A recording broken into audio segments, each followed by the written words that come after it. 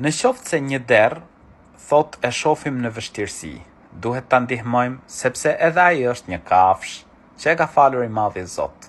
Besimtari, çfarë do lloj kafshë të shohë që është në vështirësi, për shembull është tepër e etur, e ndihmon atë. Qoftë ajo kafshë që lejohet ngrënia e mishit, pra asaj kafshë. Qoftë ajo kafshë që është ndaluar ngrënia e mishit të saj. Qoftë ajo kafshë që jemi të urdhëruar për t'i vrarë ato, pra është kafshë e dëmshme.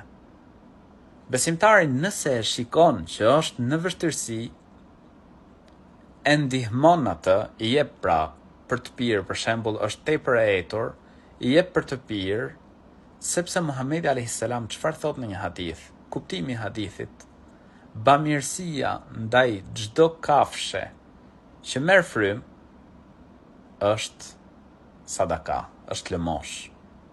Prandaj edhe ndaj një kafshe të tillë, siç është derri, që është i ndaluar ngrënia e mishit të tij, apo që Isai, Jezusi kur të zbres në kohën e fundit, do ta vras derrin. Përsëri, besimtari nëse e shikon që është duke ngordhur nga etja, i jep për të pirë ujë.